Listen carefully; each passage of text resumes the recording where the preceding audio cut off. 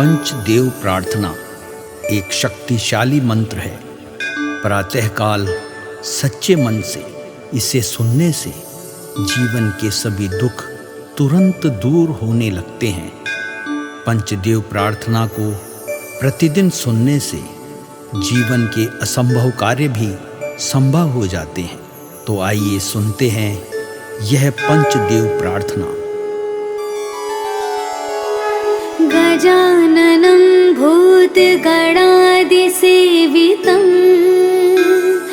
कपित्थजम्बूफलचारुभक्षणम् उमासुतं शोकविनाशकारकं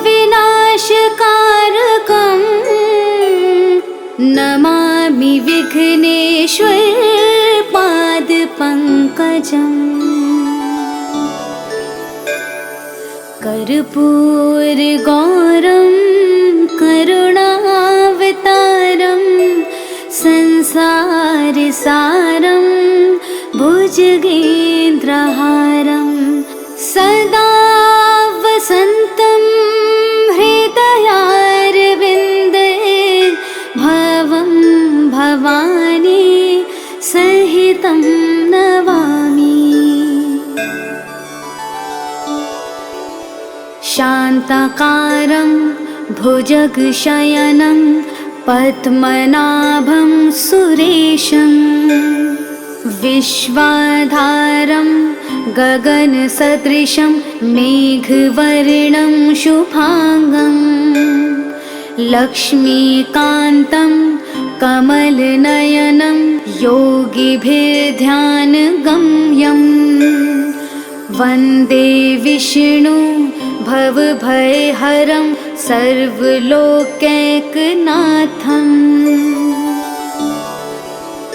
नीलाम्बुजश्यामलकोमलाङ्गं सीतासमारोपितवामभागं पाणो महासायकचारुचापं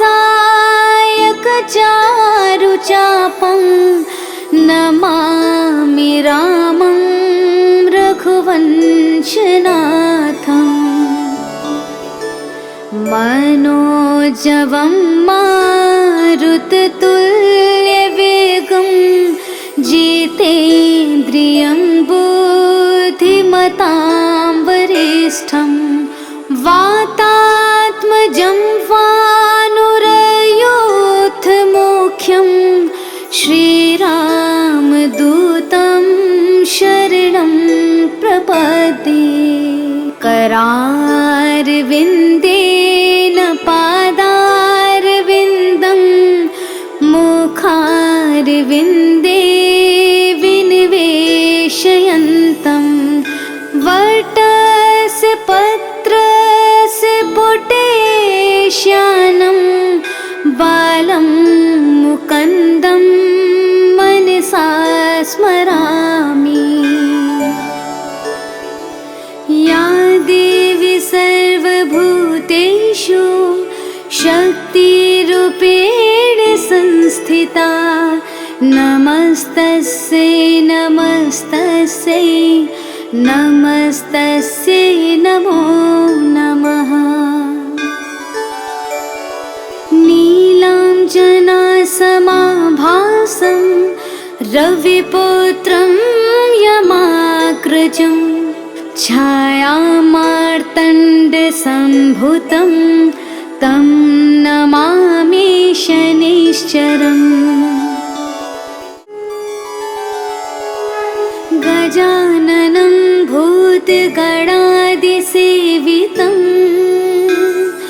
कपित्थजम्बूफलचारुभक्षणम् उमासुतं शोकविनाशकारकं नमामि विघ्नेश्वरपादपङ्कजम्। कर्पूरगौरं करुणावतारं संसारसारं भुजगेन्द्रहारं सदा वसन्तं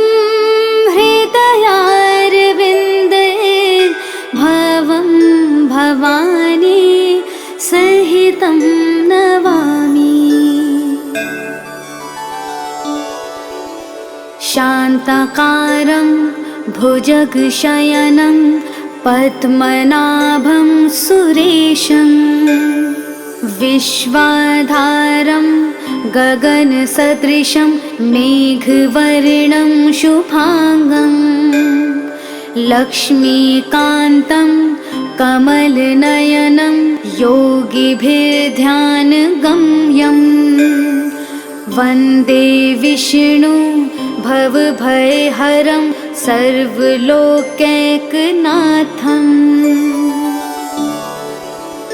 नीलाम्बुजश्यामलकोमलाङ्गं सीतासमारोपितवामभागं पाणो महासायकचारुचापं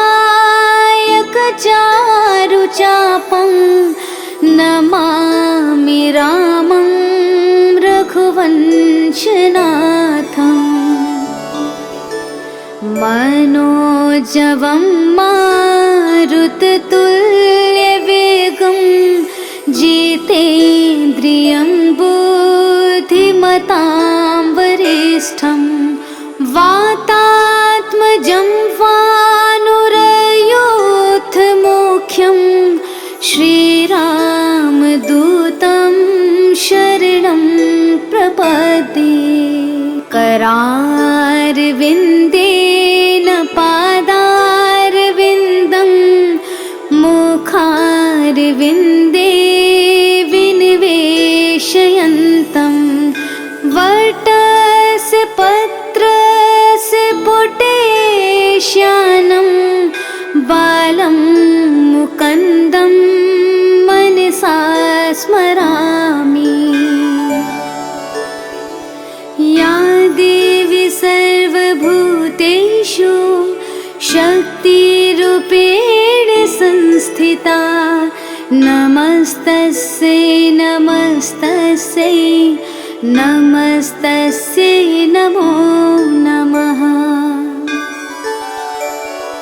नीलाञ्जनासमाभासं रविपुत्रं यमाग्रजं छायामार्तण्डसम्भुतं तं नमामि शनैश्चरम्।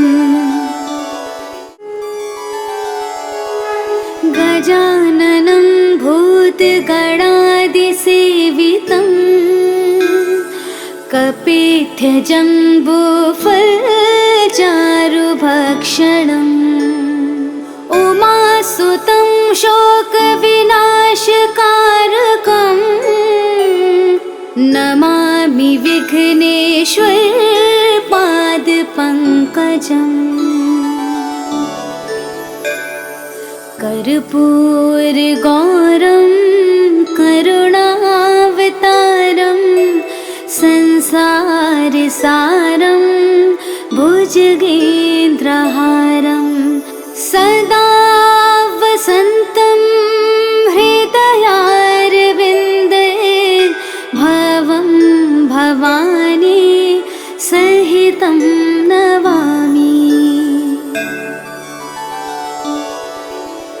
शान्ताकारं भुजगशयनं पद्मनाभं सुरेशं विश्वाधारं गगनसदृशं मेघवर्णं शुभांगं लक्ष्मीकान्तं कमलनयनं योगिभिर्ध्यानगम्यं वन्दे विष्णु भवभयहरं सर्वलोकैकनाथम्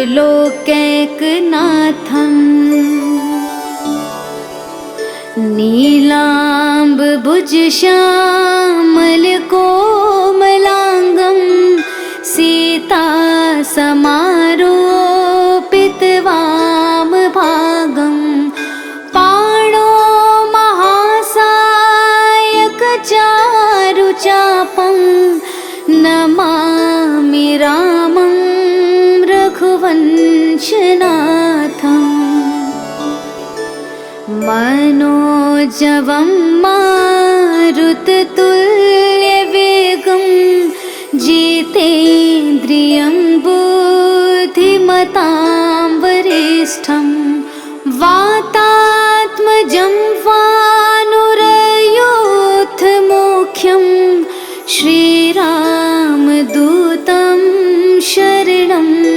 प्रपद्ये करारविन्देन पादारविन्दं मुखारविन्दे विनिवेशयन्तं वटस्य पत्रस्य पुटेश्यानं बालं मुकुन्दं मनसा स्मरामि। या देवी सर्वभूतेषु शक्तिरूपेण संस्थिता नमस्तस्यै नमस्तस्यै नमस्तस्यै नमो नमः। नीलाञ्जनासमाभासं रविपुत्रं यमाग्रजं छायामार्तण्डसम्भूतं तं नमामि शनैश्चरम्। गजाननं भूतगणादिसेवितं कपित्थजम्बूफलचारुभक्षणम् उमासुतं शोकविनाशकारकं नमामि विघ्नेश्वर पादपङ्कजम्। कर्पूरगौरं करुणावतारं संसारसारं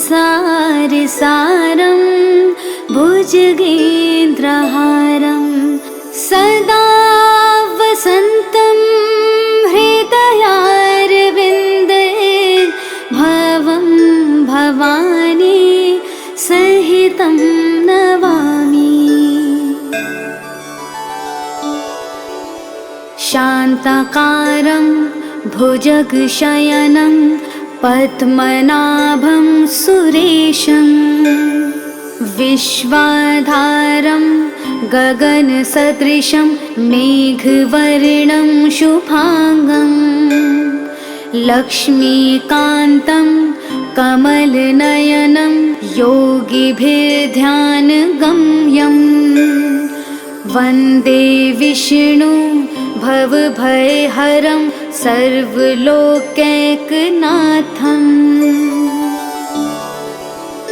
नीलाम्बुजश्यामलकोमलाङ्गं सीतासमारोपितवामभागं पाणो महासायकचारुचापं नमामि रामं रघुवंशनाथम्। मनोजवं मारुततुल्यवेगं जितेन्द्रियं बुद्धिमतां वरिष्ठं वातात्मजं वानुरयूथमुख्यं श्रीरामदूतं शरणं प्रपद्ये करारविन्देन पादारविन्दं मुखारविन्दे विनिवेशयन्तं वटस्य पत्रस्य पुटेश्यानं बालं मुकुन्दं मनसा स्मरामि। या देवी सर्वभूतेषु शक्तिरूपेण संस्थिता नमस्तस्यै नमस्तस्यै नमस्तस्यै नमो नमः। नीलाञ्जनासमाभासं रविपुत्रं यमाग्रजं छायामार्तण्डसम्भूतं तं नमामि शनैश्चरम्।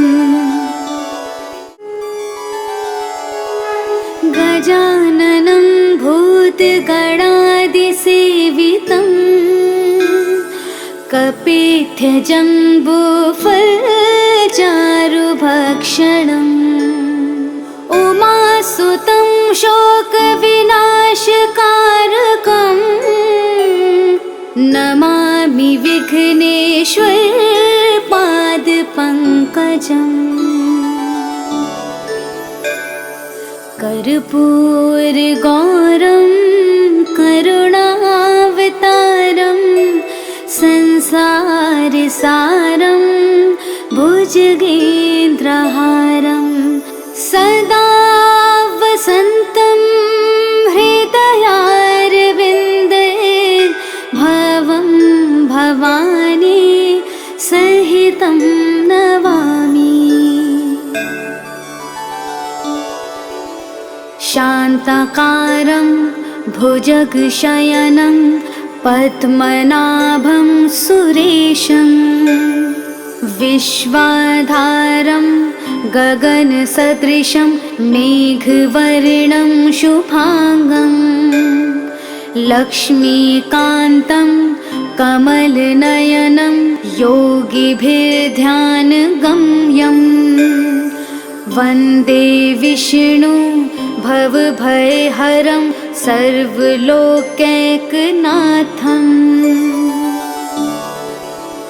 नीलाम्बुजश्यामलकोमलाङ्गं सीतासमारोपितवामभागं पाणो महासायकचारुचापं नमामि रामं रघुवंशनाथम् मनोजवं मारुततुल्यवेगं जितेन्द्रियं बुद्धिमतां वरिष्ठं वातात्मजं वानुरयूथमुख्यं श्रीरामदूतं शरणं प्रपद्ये। करारविन्देन पादारविन्दं मुखारविन्दे विनिवेशयन्तं वटस्य पत्रस्य पुटेश्यानं बालं मुकुन्दं मनसा स्मरामि।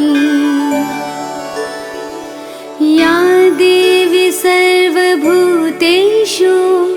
शक्तिरूपेण संस्थिता नमस्तस्यै नमस्तस्यै नमस्तस्यै नमो नमः।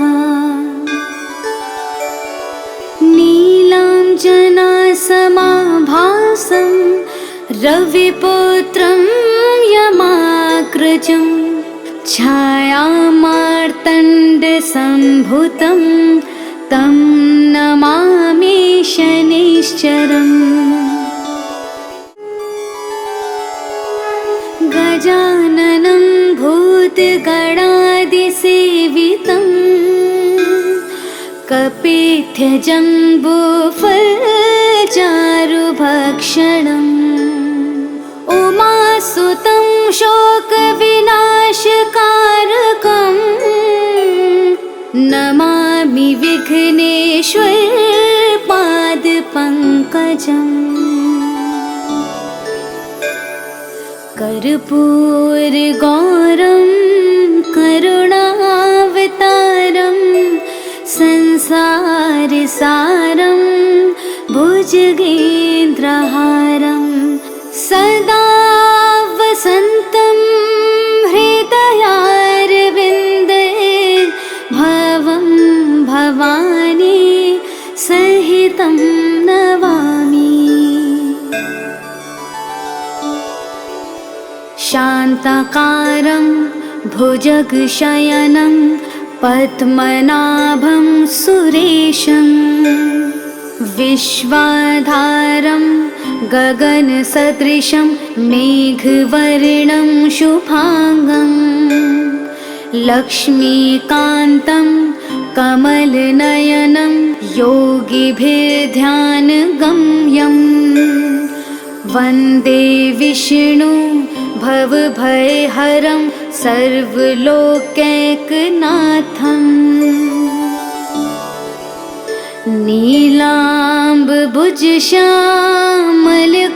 नीलाम्बुजश्यामलकोमलाङ्गं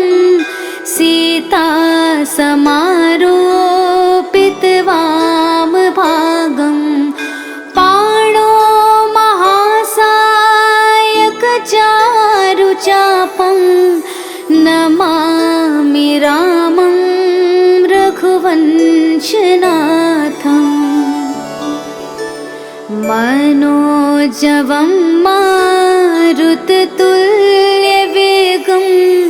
जितेन्द्रियं बुद्धिमतां वरिष्ठं वातात्मजं वानुरयोधमुख्यं श्रीरामदूतं शरणं प्रपद्ये करारविन्देन पादारविन्दं मुखारविन्दे विनिवेशयन्तं वटस्य पत्रस्य पुटेश्यानं बालं मुकुन्दं मनसा स्मरामि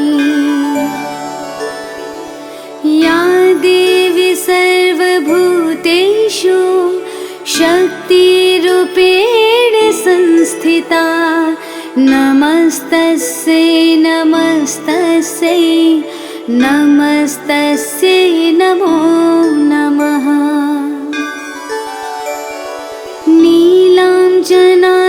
नीलाञ्जनासमाभासं रविपुत्रं यमाग्रजं छायामार्तण्डसम्भुतं तं नमामि शनैश्चरम्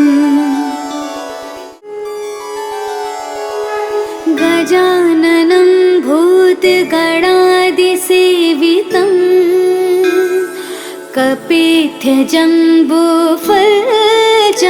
कपिध्यजम्बूफलचारुभक्षणम् उमासुतं शोकविनाशकारकं नमामि विघ्नेश्वरपादपङ्कजम् कर्पूरगौरं करुणावतारं संसारसारं भुजगेन्द्रहारं सदा वसन्तं हृदयारविन्दे भवं भवानी सहितं नमामि शान्ताकारं भुजगशयनं पद्मनाभं सुरेशं विश्वाधारं गगनसदृशं मेघवर्णं शुभांगं लक्ष्मीकान्तं कमलनयनं योगिभिर्ध्यानगम्यं वन्दे विष्णु भवभयहरं सर्वलोकैकनाथम्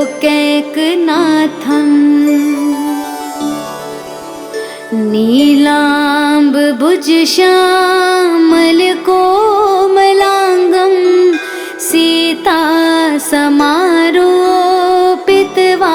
सीतासमारोपितवामभागं पाणो महासायकचारुचापं नमामि रामं रघुवंशनाथम् मनोजवं मारुततुल्यवेगं जितेन्द्रियं बुद्धिमतां वरिष्ठं वातात्मजं वानुरयोधमुख्यं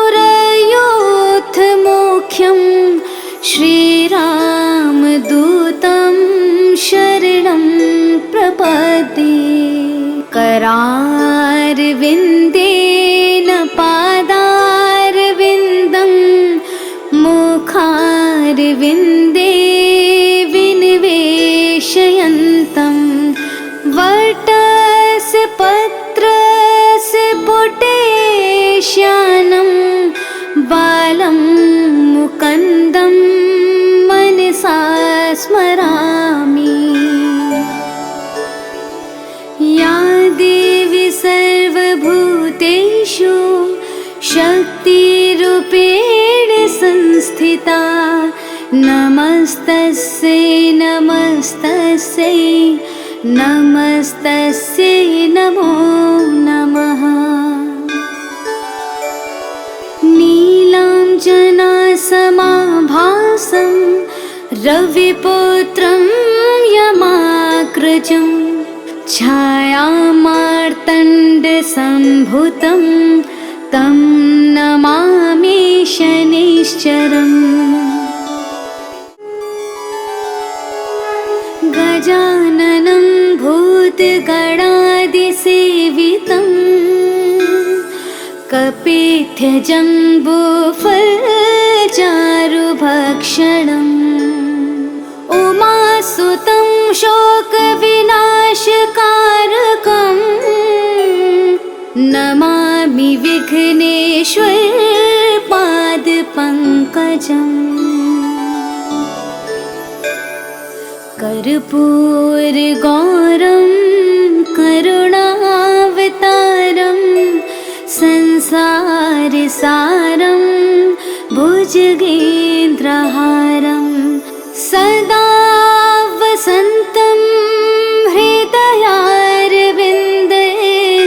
भवं भवानी सहितं नमामि। शान्ताकारं भुजगशयनं पद्मनाभं सुरेशं विश्वाधारं गगनसदृशं मेघवर्णं शुभांगं लक्ष्मीकान्तं कमलनयनं योगिभिर्ध्यानगम्यं वन्दे विष्णु भवभयहरं सर्वलोकैकनाथम्।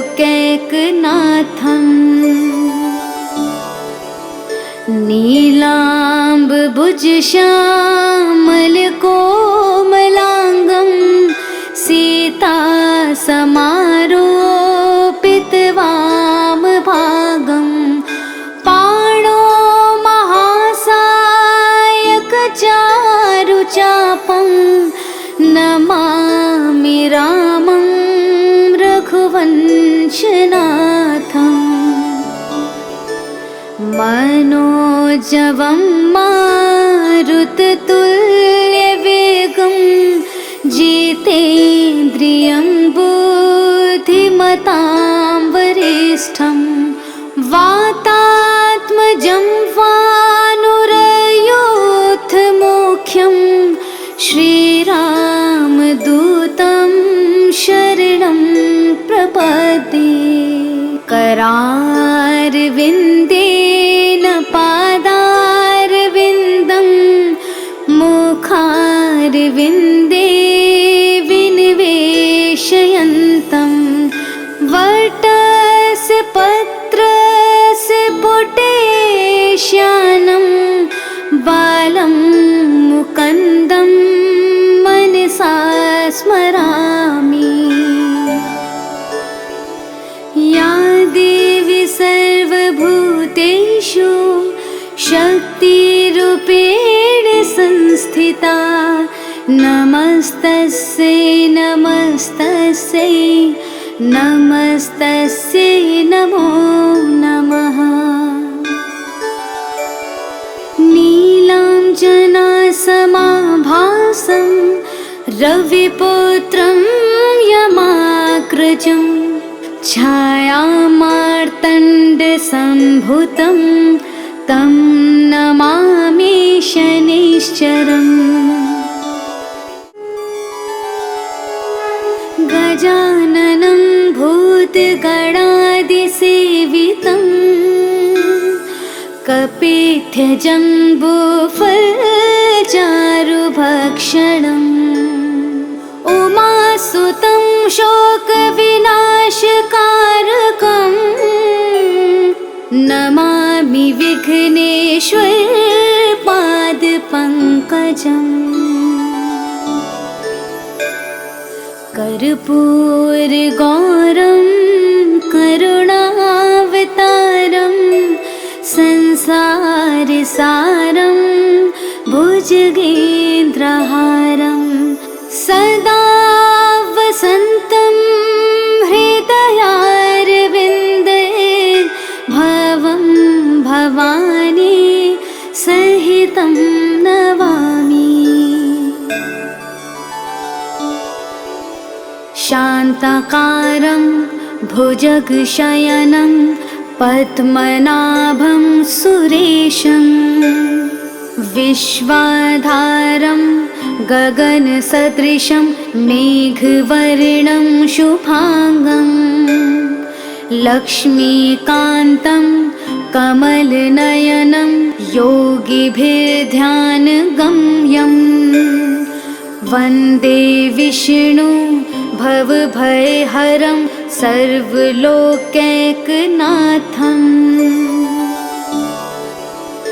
नीलाम्बुजश्यामलकोमलाङ्गं सीतासमारोपितवामभागं पाणो महासायकचारुचापं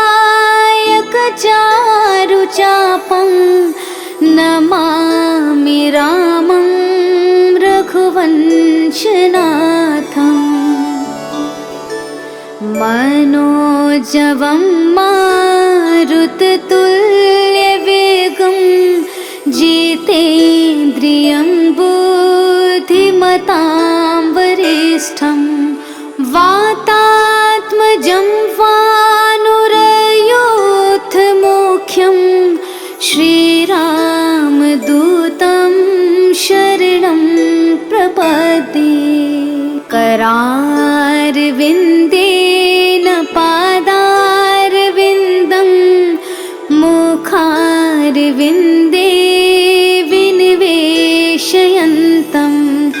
वटस्य पत्रस्य पुटेश्यानं बालं मुकुन्दं मनसा स्मरामि। या देवी सर्वभूतेषु शक्तिरूपेण संस्थिता नमस्तस्यै नमस्तस्यै नमस्तस्यै नमो नमः।